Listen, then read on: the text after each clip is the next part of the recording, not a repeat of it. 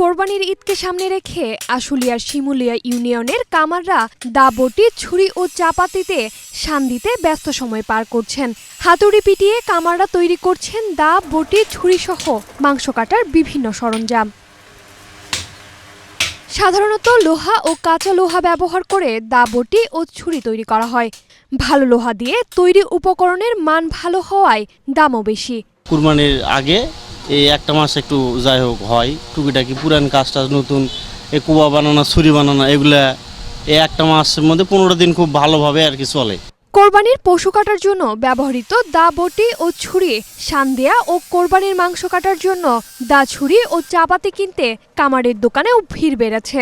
এখন কুরবানির কাজ করতেছে, এখন কাজের একটু চাপ বেশি। সামনে কোরবানি ঈদ, আগের ছুরিটা নষ্ট হয়ে গেছে, এখন একটা নতুন ছুরি বানাইলাম।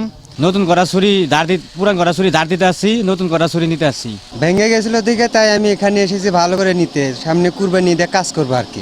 লোহার মান ভেদে পাত লোহা 500 টাকা, নরমাল 300 টাকা, পশুর চামড়া ছাড়ানোর ছুরি 100 থেকে 200, দা 150 থেকে 350 টাকা, বটি 200 টাকা থেকে 400 টাকা, পশু জবাইয়ের ছুরি 300 টাকা, চাপাতি 500 থেকে 1300 টাকায় বিক্রি হচ্ছে। অনুকৃতি আদিত্য, এশিয়ান টেলিভিশন।